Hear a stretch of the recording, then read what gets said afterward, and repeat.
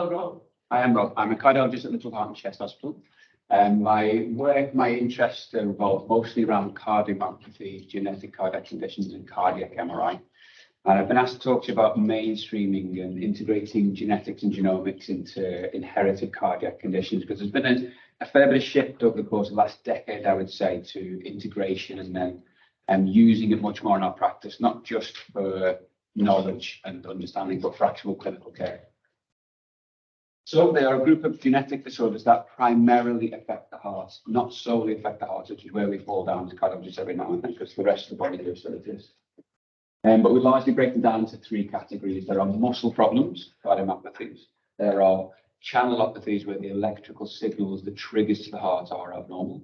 And there are then major blood vessel weakenings, so aortopathies, that largely fall into one of Marfan's and lowest detail.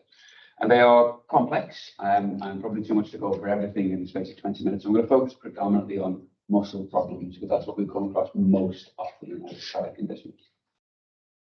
So many of you know clinical cardiologists generally would like to label ourselves with some sort of bucket term, putting stents in arteries, putting pacemakers in, dealing with heart failure, or imaging the heart. And there's a little sub-branch of inherited cardiac conditions that has started to exist. And most areas will have a series of people who do these clinics specifically, rather than everything else that you see on there. So a new breed has sort of arrived in about, I would say, between 5 and 10 years ago. Lots of people do because they had a little bit of an interest in the branch away from electrophysiology or intervention. Then it became sort of training as part of registrar training. And certainly when I was coming through 6, 7 years ago toward the end of training, I had a training credit in inherited cardiac conditions. So then we opened it up and then stopped training registrars in it. So we opened it up, had clinics with chronic disease processes where we had to manage it and then tap off essentially. So now we have big clinics where we do genetic testing and not enough staff in them actually. But cardiologist training generally, when you are in junior medical training, you'll do the MRCP exams, which will give you an idea about clinical syndromes and your multiple choice questions. And that's when your breadth of medical knowledge is fantastic, but depth isn't that great. You have to hang on to that for when you get to consultancy. And then you have a core basic understanding of cardiomyopathy channelopathy as part of general cardiology training. And everything beyond that to specialize in ICC, now inherited cardiac conditions, is largely after CCT. Usually people get to their late 30s and got more just in kids in school. It's a bit more of a challenge.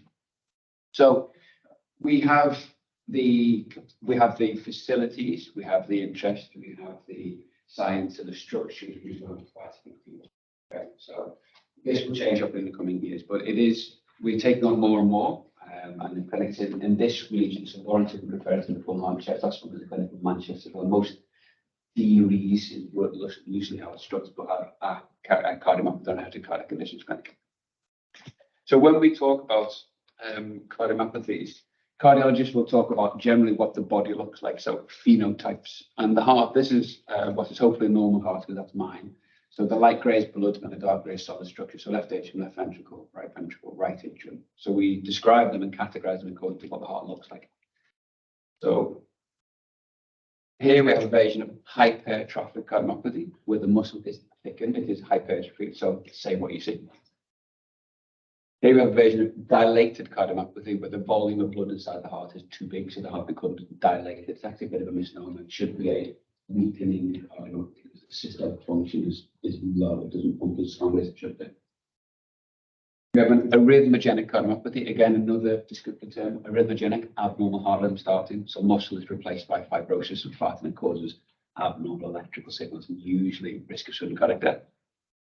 And then there is the rarest variant of this, the restrictive cardiomyopathy, where the squeeze force of the heart is good, but the sucking force is poor. It's restricted in its filling, and you end up with poor cardiac function because you don't get enough blood in the heart to start with. All of these are just descriptive terms, okay? And they all have a variable flavor of disease burden, so they can be mild to severe in phenotypes in pediatrics. Now we then map that onto the genomic and genetic perspective of the genetic underlying disorder. And it used to be that cardiology would describe what the heart looks like, geneticists and genomics would describe what the genes look like, but there is now become a bit of a crossover in the Venn diagrams, and there are occasionally times when we diagnose a cardiomyopathy based on a genetic underlying abnormality because the heart looks like a bag 3 heart or looks like a desmoropathy heart, and which, because there's been this cross-pollination for the last decade or so, we're starting to talk each other's language, which is quite nice. But the genetic panels will cover probably about 30 in hypertrophic and about 50, 60 in dilated cardiomyopathy. But there are 5 big genes in HCM and probably 10 to 12 big genes in dilated cardiomyopathy that we use for clinical management. And generally, most papers will have dilated cardiomyopathy, hypertrophic cardiomyopathy, and arrhythmogenic right ventricular cardiomyopathy. That's how it used to be known.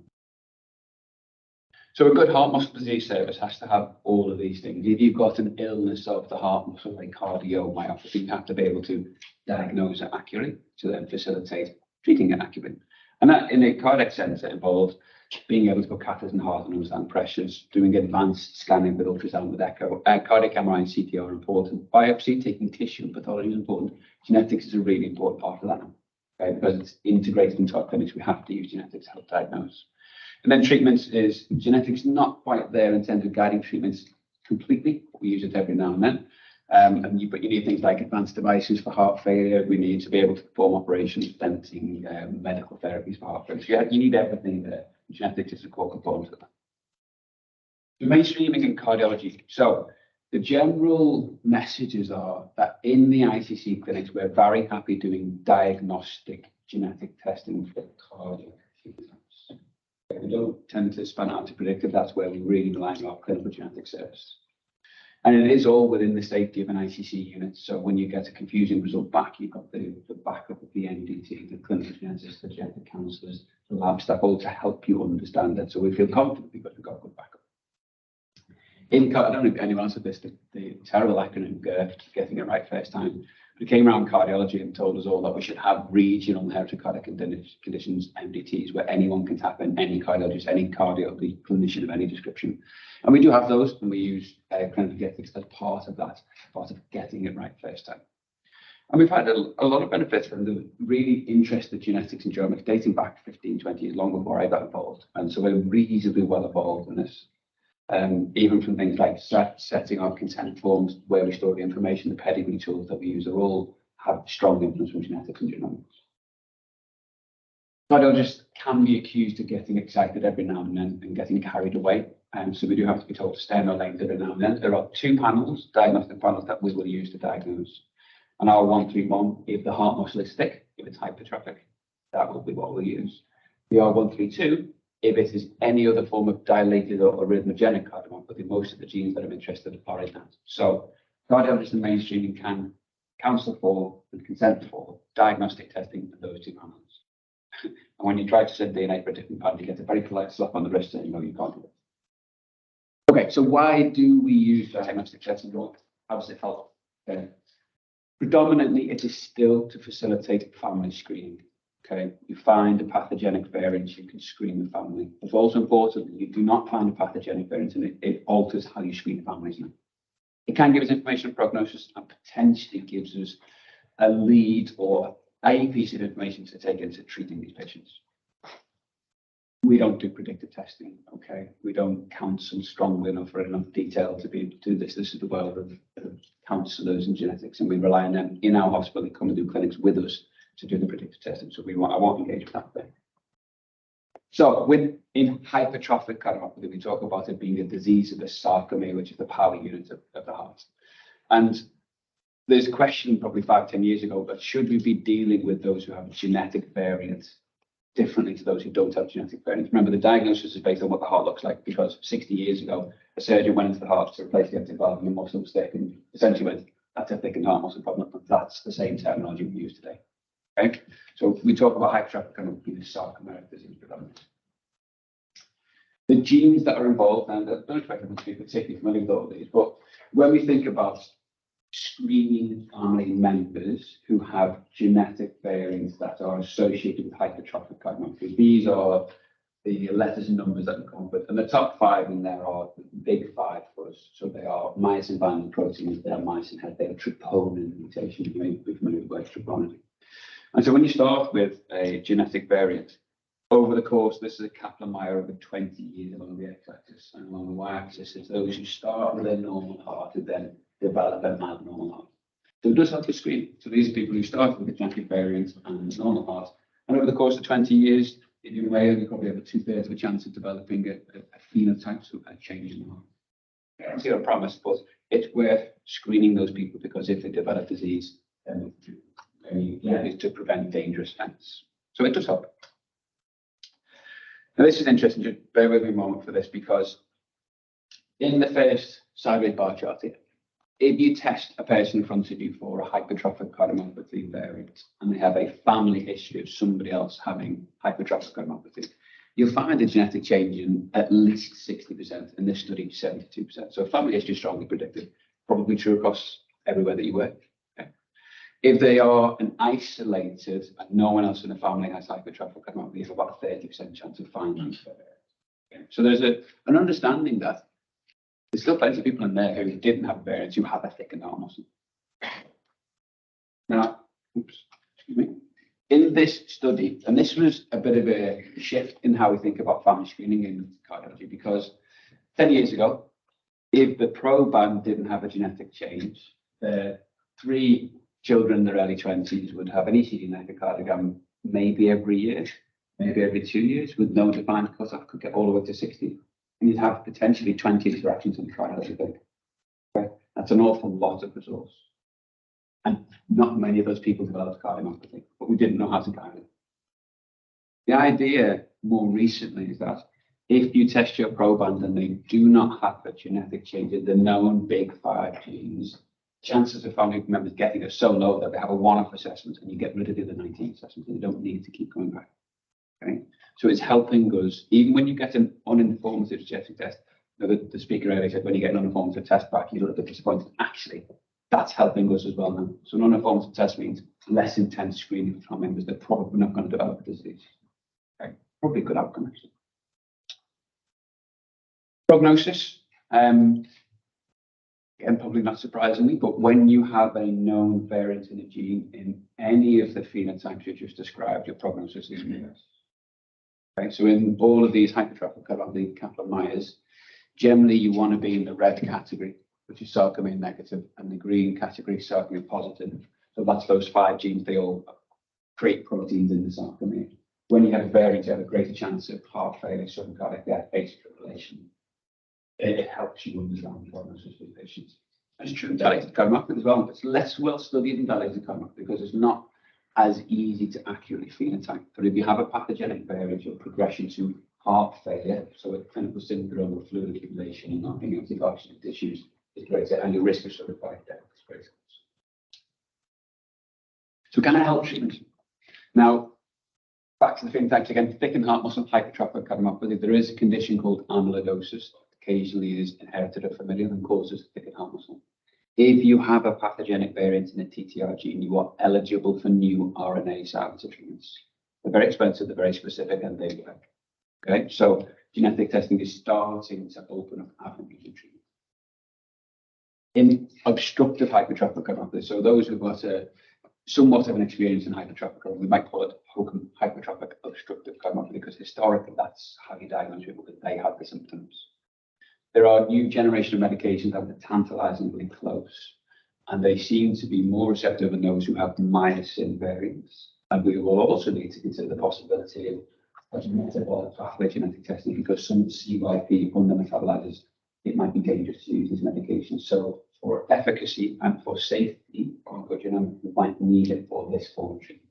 That's a matter of 6 months away, very close. It's 30 years worth of translational medicine. Okay, so hypertrophic cardiomyopathy is what we see mostly in inherited cardiac conditions because people tend to have symptoms, and it's a 1 in 500 best guess phenotype in the general population. Any of it's in 1 or 200, 1 in 600 are the estimates here. Most cardiologists in any clinic will have some experience. It'll come in on the acute take every now and then. It'll come in with chest pain and be diagnosed with ACS. And they will have an echo and it'll show hypertrophic cardiomyopathy. They'll have heart failure in the end, and a heart failure cardiologist will see them. So it should be bread and butter for all of us. And we should be doing our own genetic testing. And we're not going to pretend to be as good as people who work in genomics, but we can do the job. Okay? We can counsel, we can tell what's going to happen when the test comes back, and we talk about how it moves on from there. It is actually also really important to rule out phenocopy. So there are other copies of hypertrophic cardiomyopathy, like Fabry disease, for example. That's a deficiency of an enzyme that you can replace and affect the diagnosis. other prognostic disease like Danon disease, which tells you they're going to have really, in theory, short life, and you need to do something about it and have a low threshold for transplant assessments. So it does help. The genetics in dilated cardiomyopathy, the yield of the test in dilated cardiomyopathy is lower than the yield in hypertrophic cardiomyopathy. So probably something from 20-30% of people will come back with an informed will help guide you. And these are the genes that have been implicated most recently. Titin, so-called, because it's a huge protein that spans the entire myocyte. Okay, if it's huge, it's susceptible to genetic change that disrupts the way that it works. And laminar signaling proteins. Now, these are important because in genetics in dilated cardiomyopathy will help us understand the etiology. Why do they have dilated cardiomyopathy? So it's the same thing with aging family screening. If you have a pathogenic variant, you can then go to genetic testing. But it also helps risk stratification. Because in those 20 or so genes, there are some pretty ugly variants to come back that you even have a structurally normal heart, still pose a risk of sudden cardiac death. So there are a series of email exchanges this morning about a family that have BAG3 mutations and a couple of sudden cardiac deaths when their heart was completely normal. Echo, MRI, ECG, Holter monitor. And it was late 30s, 40s. And so in those patients, when their family's hearts look normal and they've got the same variant, there's a very low threshold for different places because it's really difficult to predict sudden cardiac death. So these give you information to lower your thresholds for protective treatments. Titin less so. So this is a slightly old slide, but again, it may be true in all of what you do, but the more genes you test, the more noise you get back. Okay, so as a cardiologist, when you get variants of unknown significance and start using words like tepid and lukewarm, sort of. So when we get more variants, we have to rely on this MDT process that we have, where we have the clinical scientists, genomics, genetics, counselors, clinicians, and then cardiologists to be able to talk to each other and translate exactly how useful is this. Okay, the more you do, the more noise you get back. Again, cardiologists can be accused of only looking inside the pericardium.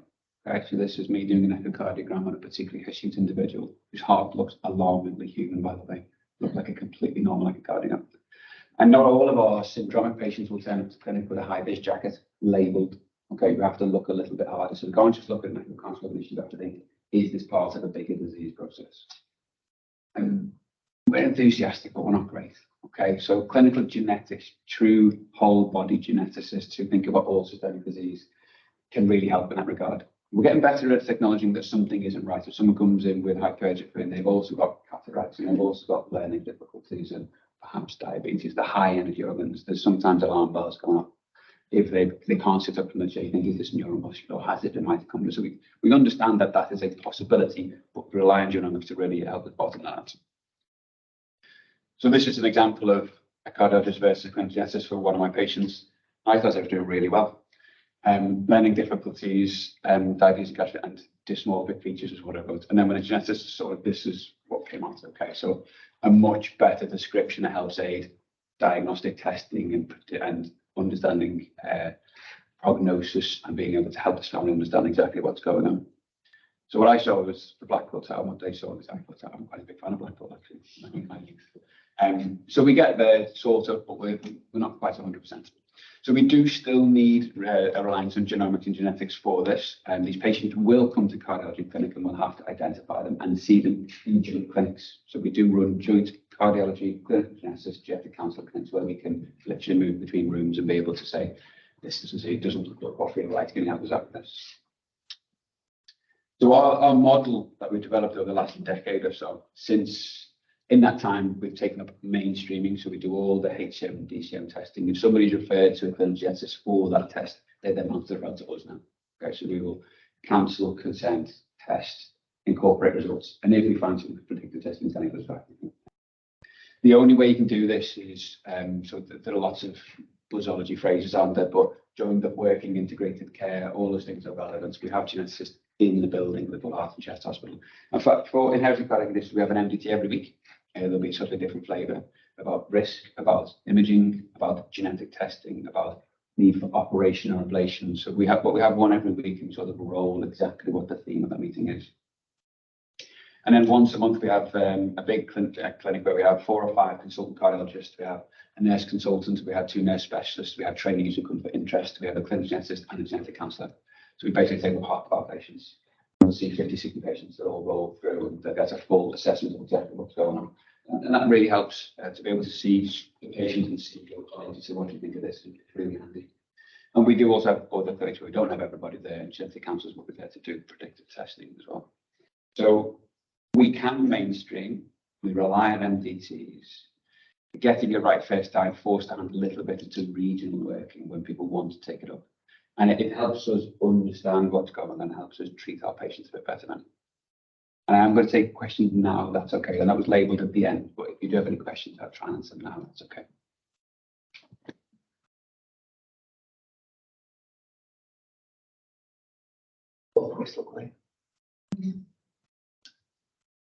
Can I ask a quick question? Yeah.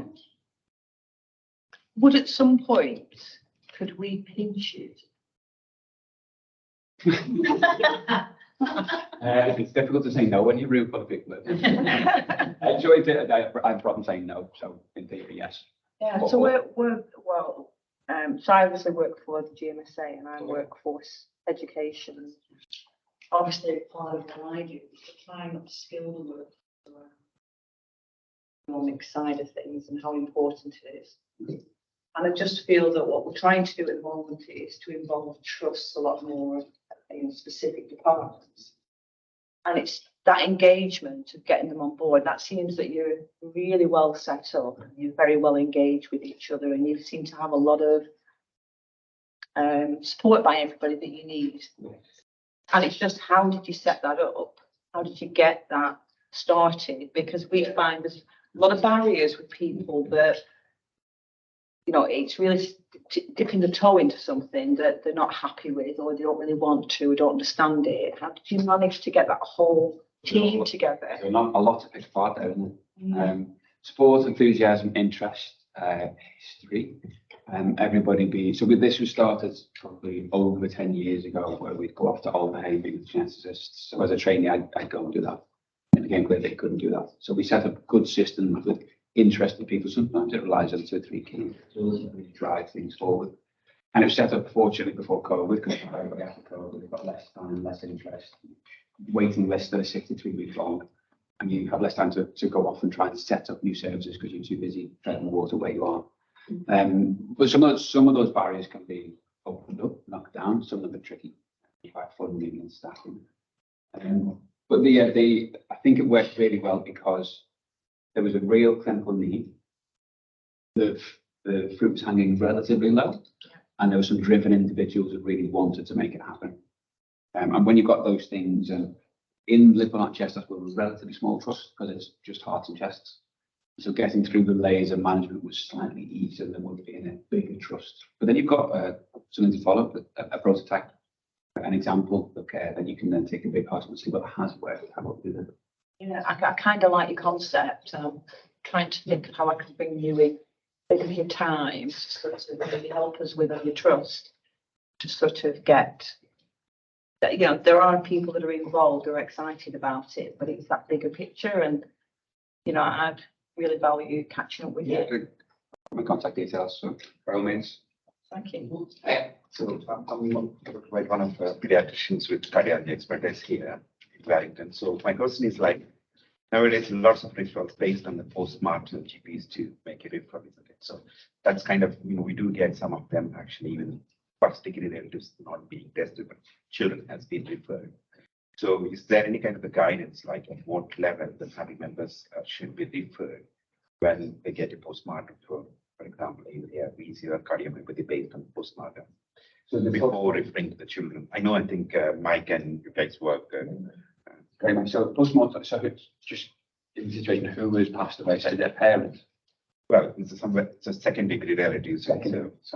So what I alluded to earlier with the Northwest and now Merseyside sort of cardiac death network of pathologists and geneticists and cardiologists, in theory, any deceased DNA can and should go for postmortem panel, which is covers channelopathies and cardiomyopathies. That really should be the starting point. Again, the valid point that someone made earlier about the first few months afterwards is often not the time to engage because there's an awful lot of grief processing. If you've got a time to get that genetic testing done, you've got a clear lead, and you've got a counselling process and predictive testing process. 2-3 years ago, before that existed, it would be the in-between relative would be screened first. So there's a lot of anxiety about kids when an uncle passes away, and I understand that. But really, the process should be that the parent has to have full phenotyping first before the child, and that's what we encourage in the Medicare model. So I would offer to Mike that I would see a parent before he has to see the child. That's the right, because anxiety in the beginning will see sometimes like we will see as a family sometimes. Actually, we'll say, okay, get the parents tested and come back in a few years with them more. And that should be the way it's done. Often parents care less about themselves than they do about the kids, and that tends to push more. And so I'm sure that does been open the kids have seen before parents in the past. But if the parents is normal, the kid I would never propose to screen. Christmas, is there anything that when the postmortem report is being suggested family member to screen, some kind of indication who should be the first, or the GPs, some kind of guidance? Okay, first absolutely for the first degree, second degree, before actually extended family. That should be in the SCD SOP.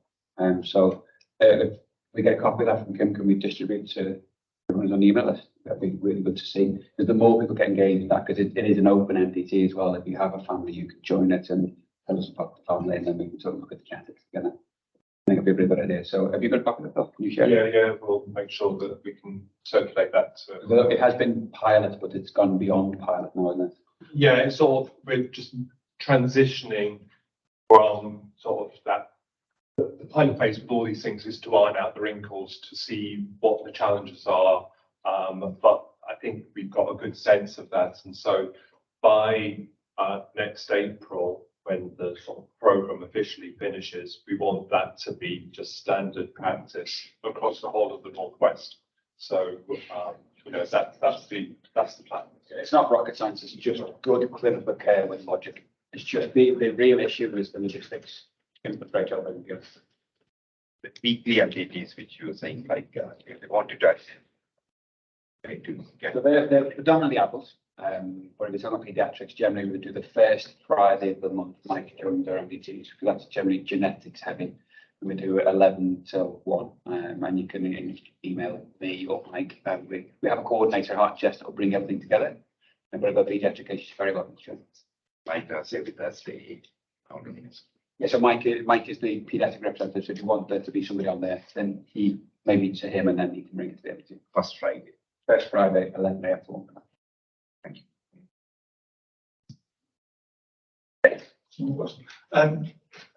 Rosie done fantastic work in putting sort of more traditional ways of reviewing cardiac patients and then layering on the almost the genomic side of it. In terms of getting it right the first time, sort of medications that are then required on top of that in terms of the pharmacogenomics. And I know there's a little part of one slide which said clinical diagnosis of pharmacogenomics. Where do you see that fitting in, sort of either now or in the future? So now a little bit tomorrow as well, not quite there yet, not in basic clinical practice. I know when there are sort of orphan testing, but in clinical practice in the tertiary colleges, we don't use much pharmacogenomics. We actually were better with CYP testing 10 years ago when we were doing trials that involved clinical. We don't even have the machines there anymore. I think our hand is going to be forced by the next generation of HCM medications called myosin inhibitors. So we're going to have to find a way to integrate them. Probably attend to get back better about it today. But these medications are good drugs. People in the States are already using them. We're slightly behind the curve. So I think that will force us to integrate it. What would be really nice, point of care test in our patients so you know what you're doing. It's possible, isn't it? Point of care test is done. In the grand scale, I think that's £10,000. Not massive costs. Yeah, no, the costs I think are absolutely manageable. I think the key thing in terms of deciding whether you want a point of care test as opposed to a laboratory test is how critical and quick do you need that information to make the right decision for the patient, and how does it fit into the routine standard care. So there was a very nice project that Munir Mohammed did a few years ago in Liverpool, looking at warfarin testing, and in anticoagulant clinics having a point of care test there. Now, the thing was that that particular test took 45 minutes, and it meant that actually a lot of people were just waiting around for the result before they got on. And they didn't really like that because it was sort of just, clogging up the clinics, and the anticoagulant nurses found that all a bit sort of challenging, people just waiting around and stuff. So it's about thinking at what point and how do you use it, and where it's got an advantage over using a lab-based test. And I think that there'll be room absolutely for both.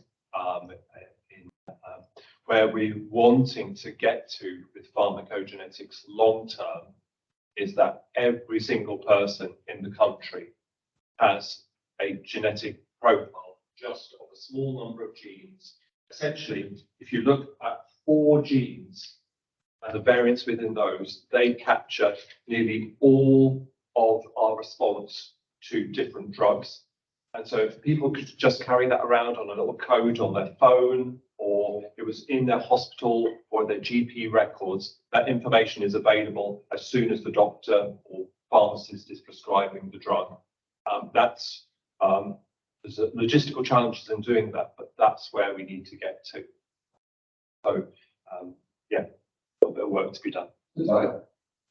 Yeah. The thing is, when we talk to people about genetics, people sort of glaze over a little bit.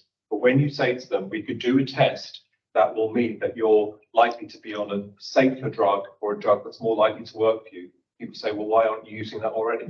That makes perfect sense to me. Changing dosings as well. So the new medications make a big difference whether you go with the baby dose or big dose. Some are going to over-respond. Yeah, absolutely. So I think that the mindset, certainly nationally, is they absolutely want this to happen. Whereas 5 years ago, 10 years ago, when I was in this space, it was all a bit, it's all a bit complicated. We don't want this. Because so much money is spent on these drugs, like clopidogrel, antiplatelet drugs, the budget for the NHS is over £1 billion a year. Same for a whole load of these new drugs. It's completely inappropriate to be giving these drugs to people where they just don't work, or they have significant side effects. If you can avoid that, and you can avoid it cheaply, then this is the sort of stuff we should be doing. The same mindset as the payload, just because there's maybe a short output in this financial year, which people struggle with to save the next 5 financial years.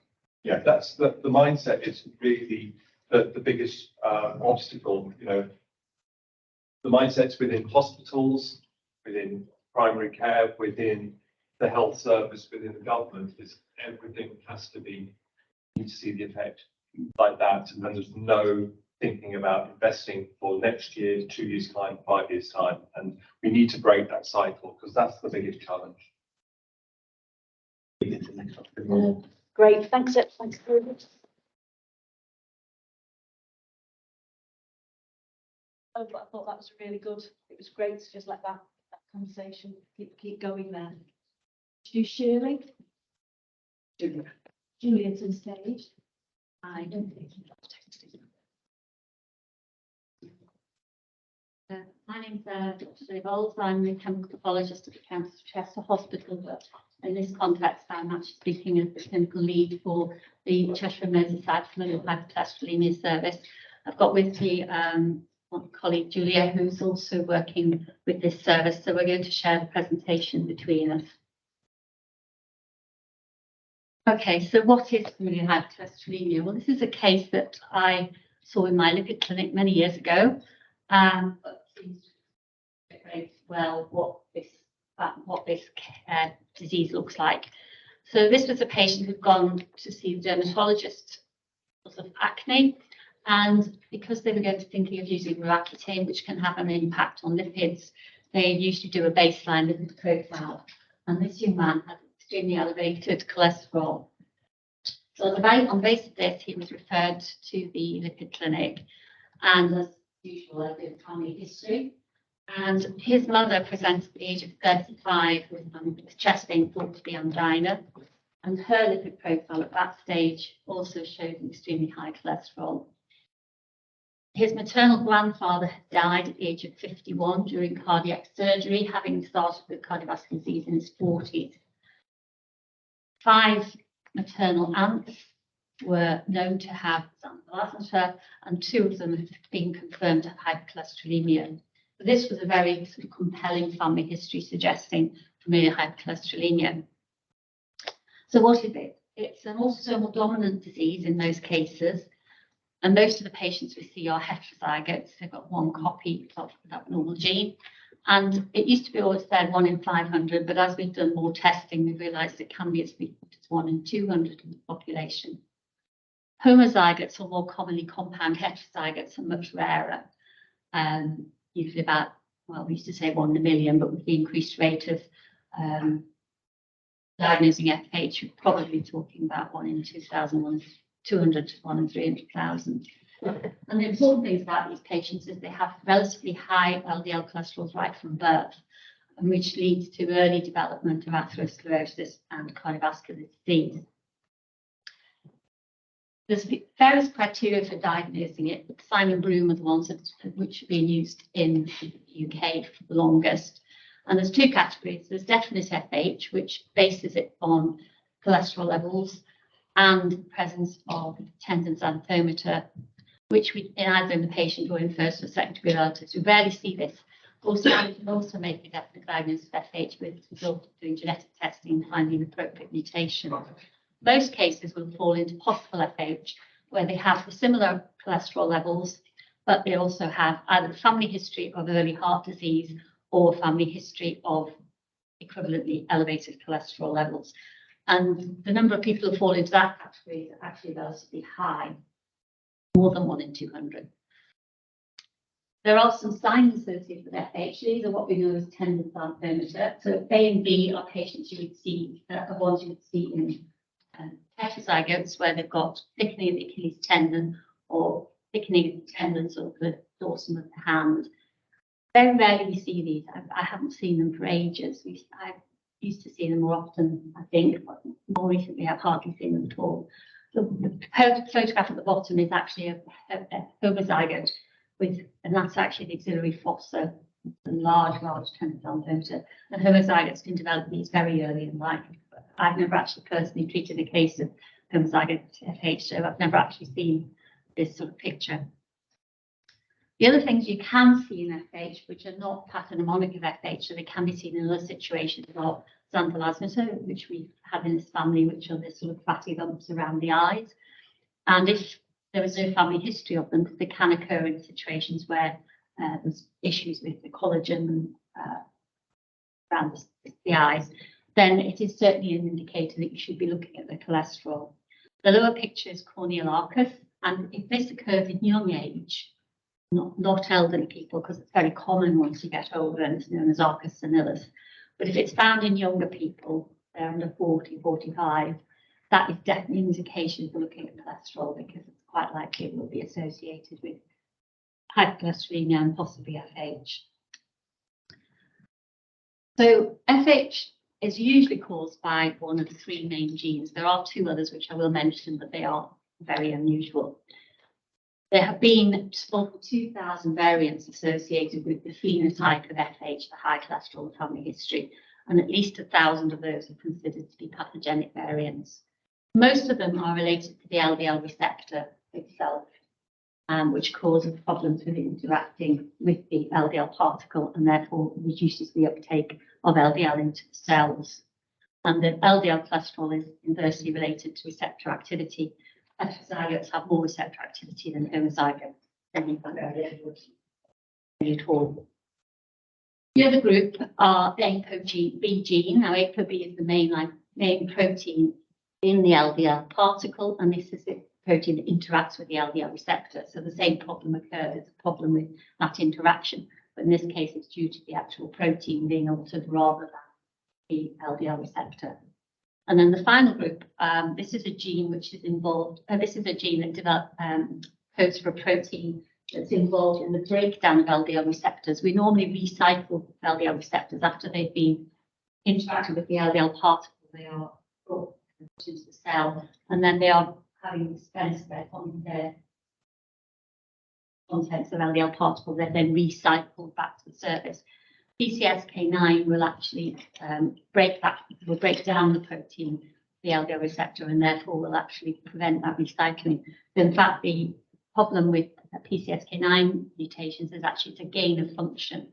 The people who have PCSK9 mutations associated with FH have actually got more PCSK9 activity, whereas actually there are people who have less PCSK9 activity and they seem to have low cholesterol and low cardiac disease. There are two other rarer forms that we don't see very much. One is the LDL-RAP1 gene, which actually is associated with an autosomal recessive disorder, very rare. And then there are some associated with abnormalities in the ApoE gene. Now, these are all tested for when we request genetic testing, so we will get reports back relating to all these genes. I have had a few ApoE, but I've never had the LDL-RAP1. If you have a patient who's got a raised cholesterol and a family history and you don't detect a mutation, there are two possibilities. One is that the mutation that hasn't been identified yet, but the other, and more likely, is that the patient has what we call polygenic hypercholesterolemia, where they have various LDL cholesterol raising single nucleotide polymorphisms, which have actually led to a raised cholesterol. The importance of familial hypercholesterolemia is that untreated patients will develop early heart disease. And it's been well quoted that if you're a male with FH, 50% of them will have coronary heart disease by the age of 60, and 30% of women will have coronary heart disease.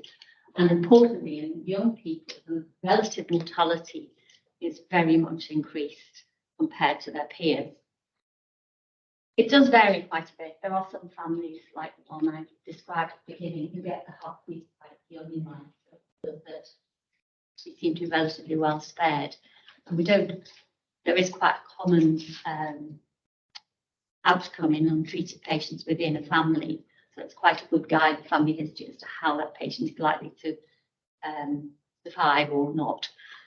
This could be due to genetic heterogeneity. The different genes may give different outcomes. It may also be due to common risk factors within a family. So, for example, smoking. If you've got a parent who smokes, it's quite likely other members of the family may smoke as well. And obviously, any other cardiovascular risk factor will add on to the effect of the FH and increase the likelihood of early heart disease. And males versus females, in the normal population, females get their heart disease later than males, and the same is true in FH. So if you've got a family history where a lot of the men getting early heart disease, the women will tend to be that little bit older. The important thing is that you can advise these patients diet until you're blue in the face, and although if they have a terrible diet, improving the diet may actually reduce the cholesterol a little, they're never going to get to an acceptable cholesterol level with diet intervention alone. The other thing that's important, the sort of risk assessments that we do for cardiovascular disease, like Q risk score and other similar algorithms, underestimate the risk in these patients, and so you shouldn't really use them.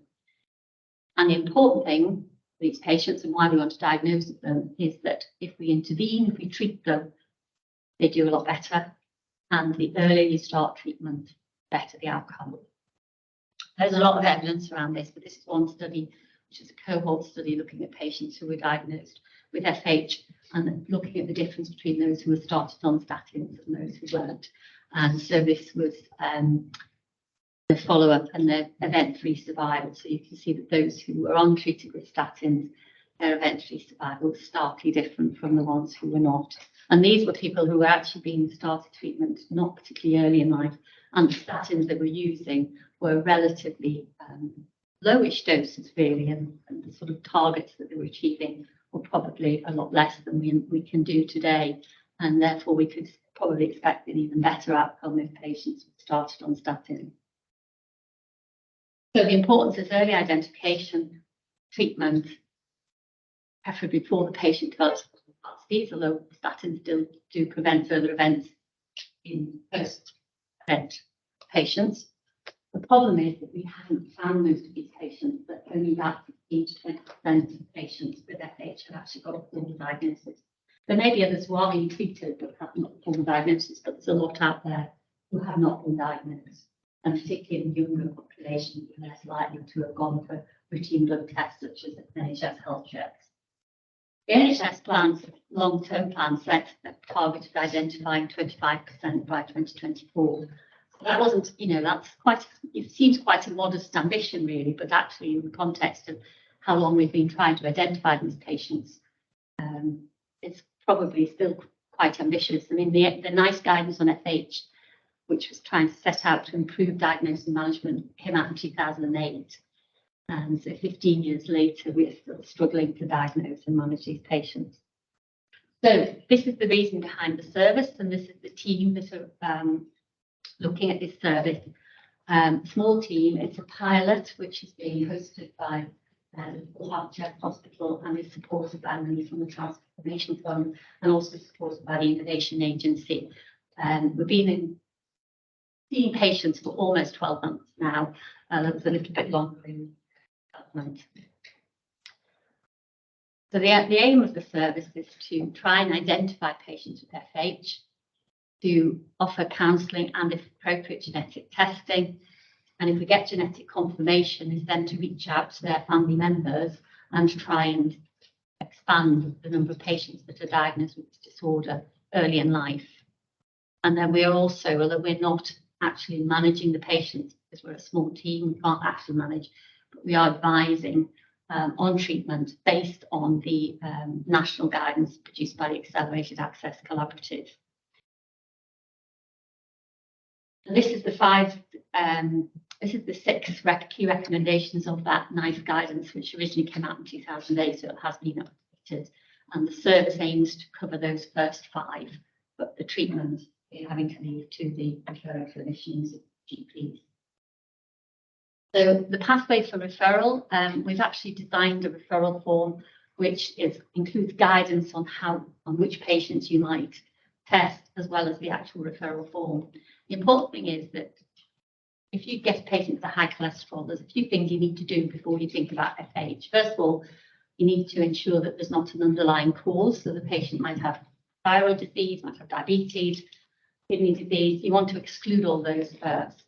You then want to actually say, well, okay, so this patient's lifestyle, influencing their lipid levels. Some people that can be quite a big factor. Some it's not so big, but some it is.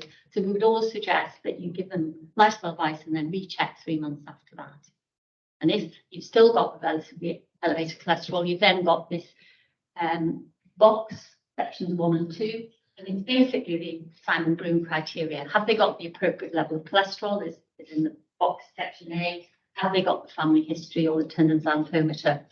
And if they have, then that's when you start thinking, actually, this could be a case of FH. So we then have to say, are they eligible for genetic testing? Only a minority have possible FH with Simon Broom criteria actually do prove to have a genetic mutation associated with FH. So we have, because genomics is a valuable, expensive resource, we have a way of trying to improve the yields to people who are the greatest chance of actually having a positive result. And what we've actually been using is this Welsh criteria, Welsh score, which has been used in the All Wales programme for FH, which has been going for quite a number of years. And this is embedded into the request form, so you can just click on that and it brings up this criteria.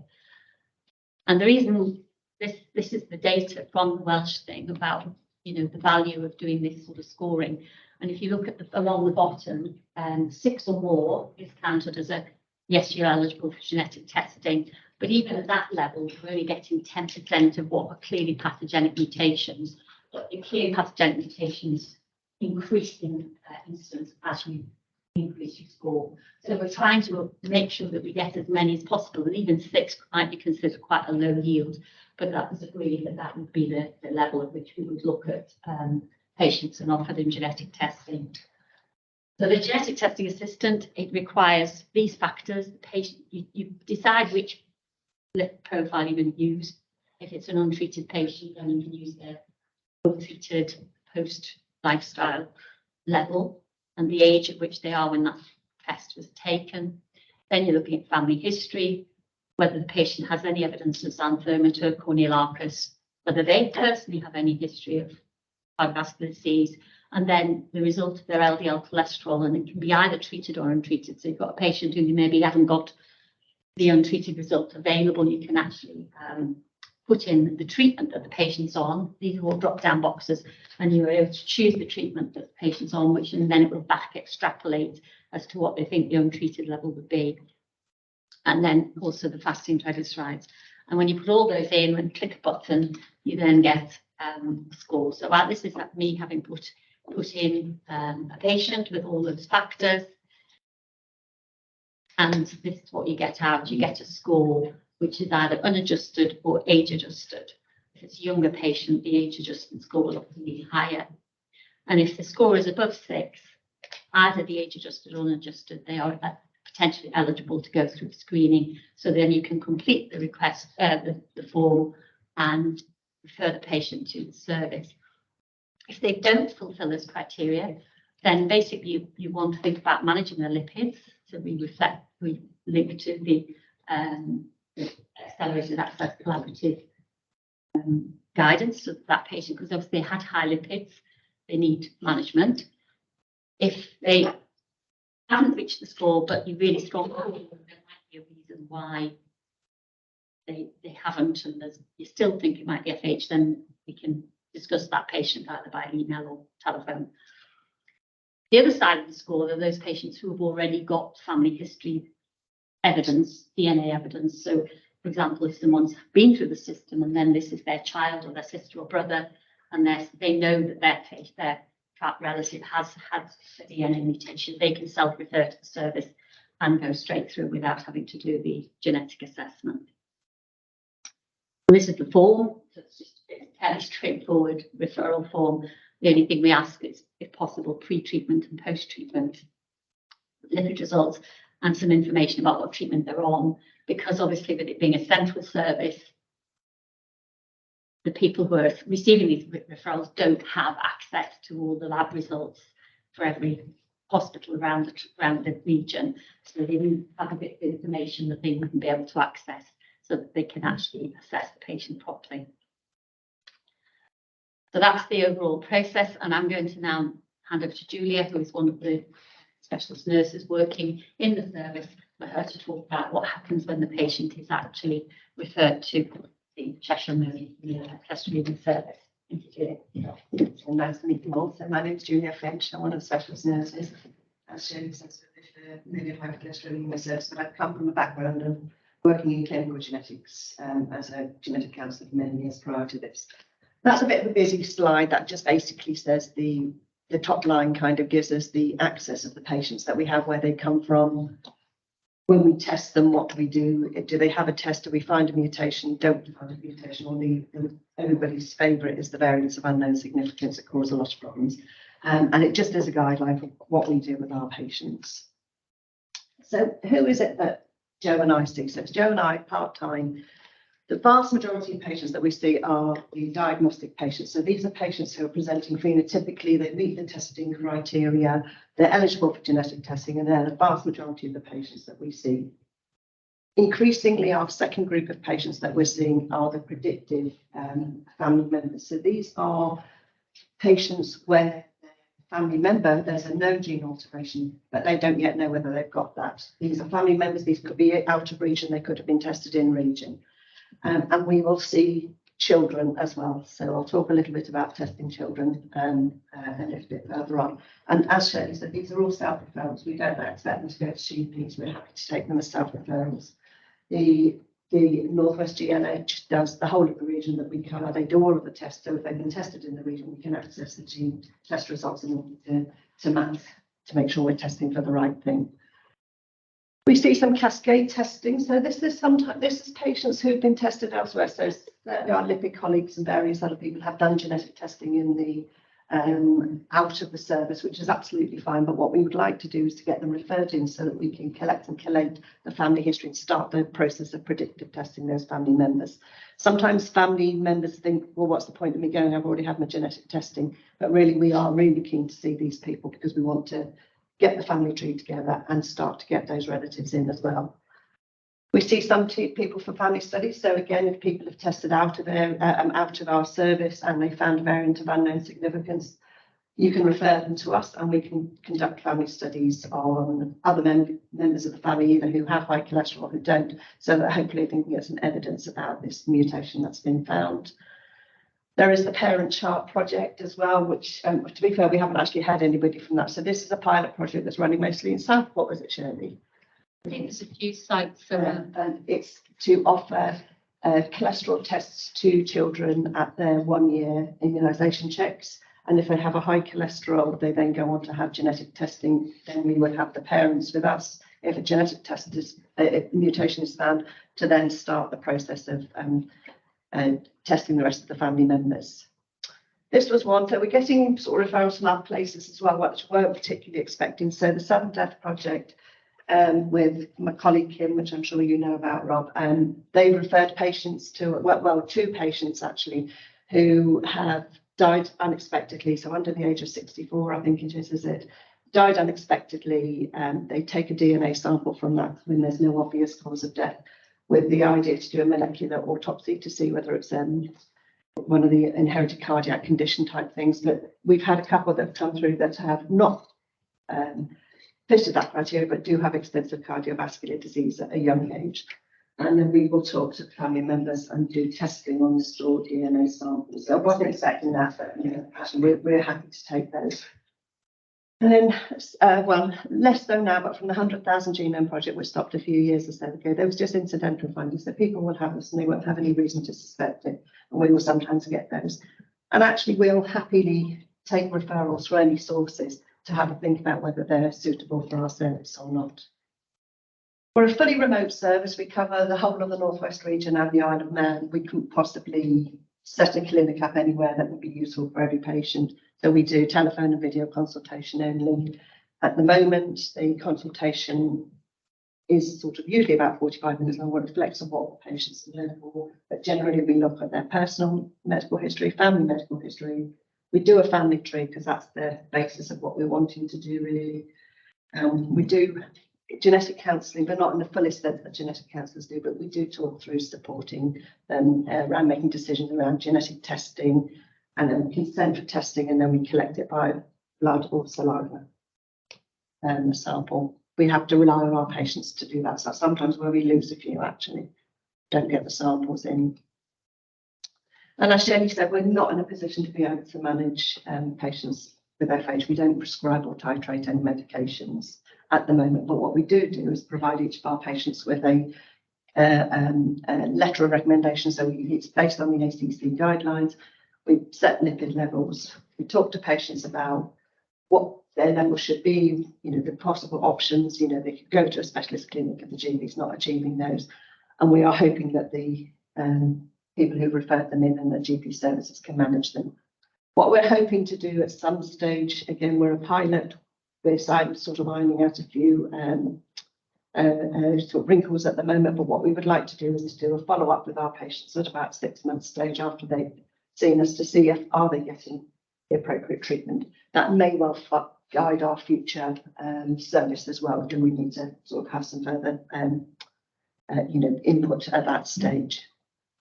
And at the moment, we're working closely with Professor Joe Blair, who's an endocrinologist at Old Hay Hospital, to look at managing these children. So we're going to start testing children from about the age of 10.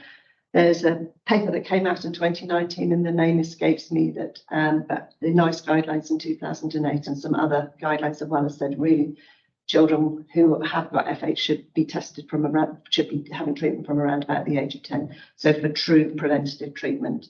But obviously, most of the drugs aren't licensed for young children at that age. So there are pathways being undertaken at the moment. So if we find them, we will happily test them. But if we find them, we will send them to the endocrinologist at Alder Hay. And also there's one at Manchester who's the,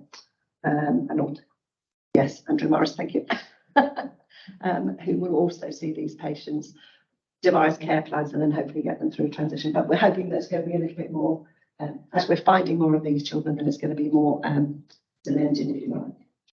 And really, I'm just going to run through this family history very, very quickly. This is kind of what we're hoping to achieve, and this is where we want to be. So this is the story that started with patient one. I don't know if you're familiar with family trees, you know, when girls are surface, boys are squares, and when they're scores for it means that they're deceased.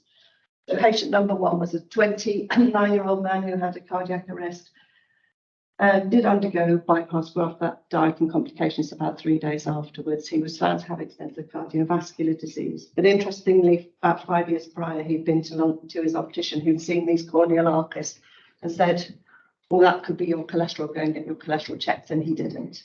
So unfortunately, he passed away. So the family, this was about 5 or 6 years ago, so the family were told to go and get their cholesterol levels checked, which they did, and were found to have high cholesterol almost universally. And then we got to the stage where we were able to offer genetic testing to them. So this is where patient 2 came into us. We did genetic testing in him. He had high cholesterol, presented phenotypically, and we found an LDLR gene alteration, as did his sister, who also had high cholesterol. The interesting thing with her was she was also undergoing treatment for IVF treatment to conceive a second baby, and some of the treatment caused a high cholesterol, etc., etc. So we were very fortunate in our service that we have very close working relationships with Shirley and with some of the other lipidologists. So we were able to provide some informal advice and provide some reassurance to her in order to go and get tested. So I think we were trying to be flexible in what we did with her. Finding in our patient, we know it's come from mum or dad. Now, dad had had a heart attack, but actually he didn't have high cholesterol. They felt it was possibly, you know, stress related, other things that were going on. Whereas mum, who was patient 4, we knew absolutely had very high cholesterol. In fact, she was on injectables to control it. So as an educated guess, we said, well, we'll start with testing mum, which we found that she had this, which then opened up the whole of her stitch because we knew that they all had a 50% risk of having this gene alteration as well. So we then offered the process of testing those patients, and we got to patient 5, which was her sister. So her sister, in the process of being tested, so genetic testing takes the time. It's a 42-day turnaround time for diagnostic testing, and it's a 14-day for testing. So it's not quick results. So we do have time lag between getting samples and getting results. And whilst patient 5 was having her genetic testing done, because we always start, when you do genetic testing, when you're looking at families, you always start with the highest living relative, because that would determine their descendants' likelihood. If they haven't got it, they can't pass it on. So that's the end of the story there. So we started with her to try and provide information for her 2 children. And in the meantime, her son, whilst we were waiting for her results, got admitted into LHCH, having had a heart attack, needing a bypass at the age of 32 with very high cholesterol levels. So kind of it was a done deal. So we went to see him, understanding that mum would have this as well, and she was okay with that. His sister also had it. But patient 8, patient 9, we were able to test. They didn't have it. We didn't need to test their descendants. So end of story. I suppose the real thing, what we're trying to do with this is when we look at patient 10, so this is our patient 1 who deceased at 29. His son is now 12. He underwent genetic testing. He does have this same gene alteration. He's now started on treatment to try and prevent it. It's true primary prevention, and that's what we're trying to do. And we're in the process of testing this little boy down here as well, who's 12. Hopefully getting primary prevention first sooner rather than later. And that's it. So if you've got any questions, anybody you think we ought to refer to us, we're more than happy to take any queries, any emails, anything like that. And that's it.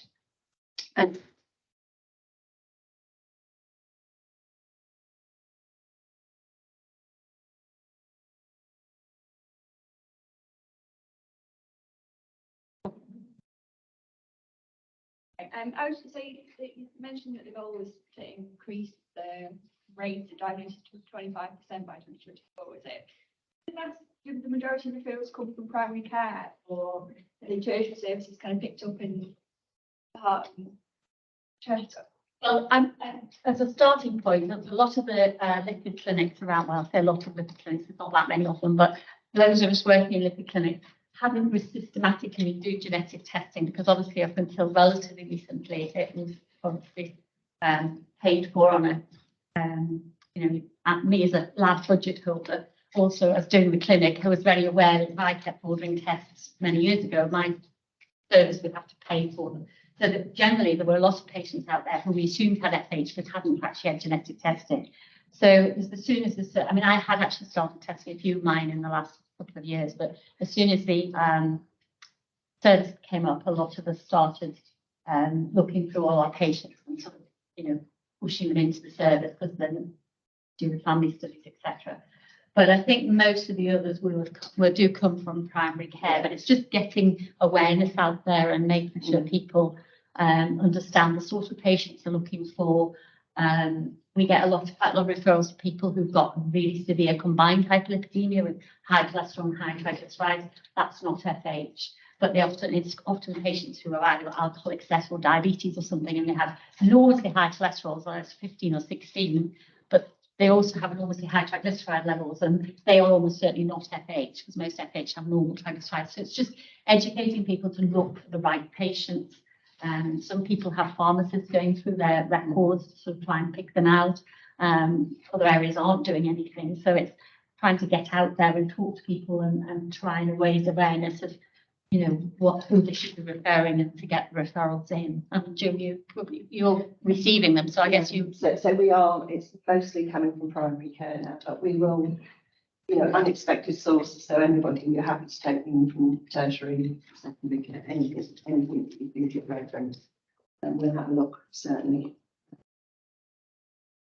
Nowadays, obviously, like we see quite a lot of children coming with high BMI, obesity. So as part of that in primary care, already the investigation, so lipid profile is going to be deranged. But some of them do have kind of family history when we go into that, saying early cardiac deaths around 40s, 50s. So with the criteria tool which you were showing, that's showing only for 18 plus. Yeah. So what kind of guidance would you give us to say refer the right people? So funny enough, we've just had one that's come through like that. So it's a mum who's concerned about her child because of the family history, brother having cardiac arrest, extensive cardiovascular disease. So he's been referred in, the child who's about 12. Now, he's not the most appropriate person to come in, but we would accept him to talk to mum to then say, this is who we need to see. So we would always start our diagnostic testing in an adult, because a child won't have it on their own without it coming from a parent. But we're happy to use that as a starting point to access the family, to say we wouldn't test them directly because we only do spit samples on children, so we don't do anything else. So I think the family to be different. So yeah, so if a child's got high cholesterol, do mum and dad have, which side of the family history is more suggestive, and then we would talk to we'd see the parent to discuss whether they're eligible for genetic testing, and then start from an adult who's eligible first, please. Alison Davis here does the lipid clinic for years, but I think she does test some of the older children. She does, but we work very closely with her. She started to pass them over a little bit to us as well now. So we kind of do a two-way type thing. So, but see, we're in a better position in a way to collate the family history, because we cover the whole of the region, and not that everybody stays in the same region, but we do have. So this family I showed you before, and it's just becoming enormous actually. So there's another branch that we found as well that are also linked to it, and Alison and lipid clinics will have their region, but they won't have the extended region, whereas we've got some from Liverpool and Chester and all over. So we can kind of do that. And Alison does refer into us a bit more as well now. So. I mean, in the past, what I've done before I did genetic testing with my family is that if I had a case where I was sort of convinced they had FH, I would give them letters to give to their family members and suggest that they had not their genetics, but their lipids done.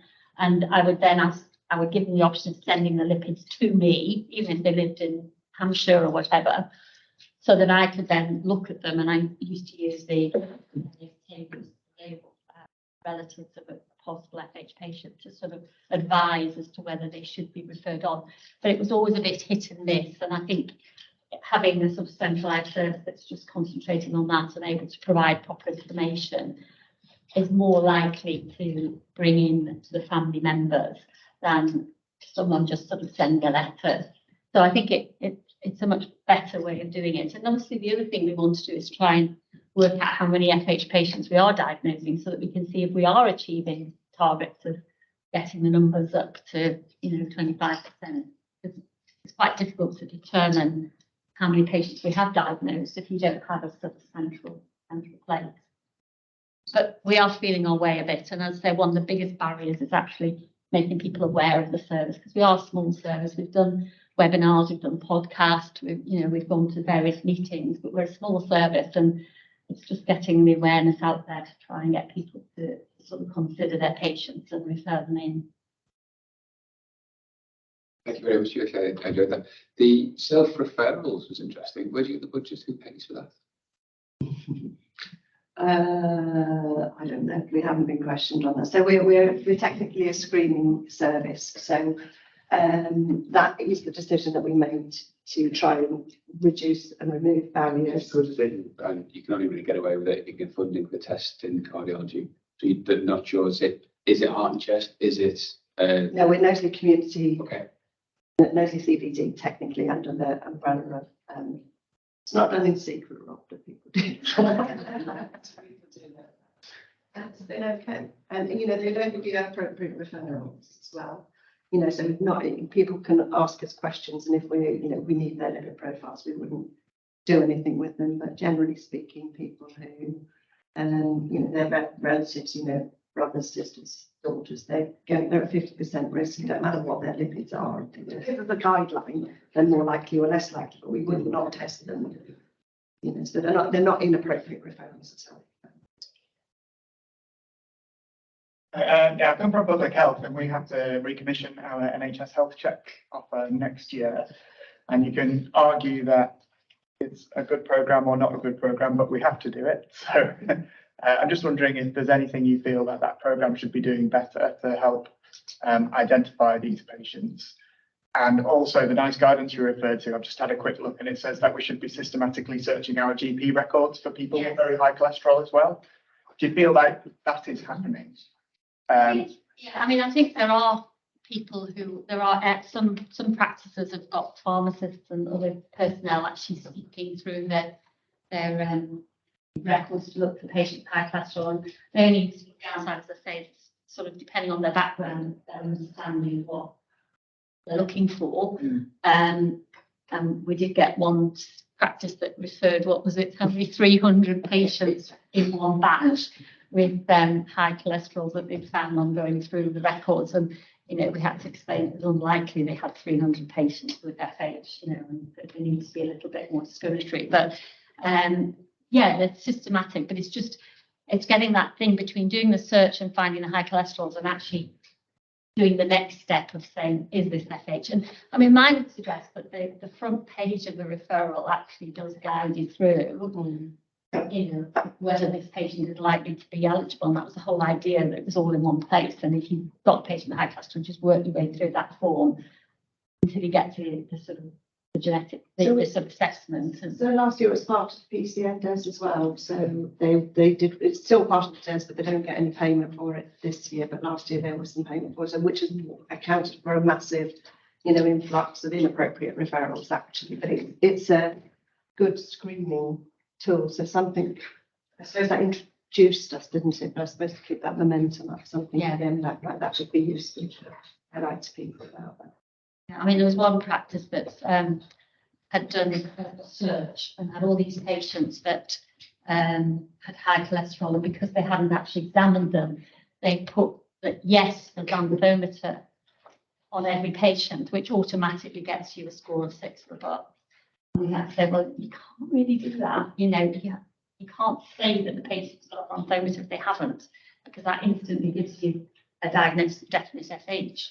And it's very unlikely that all these 20 patients that you've looked at have all got definite FH.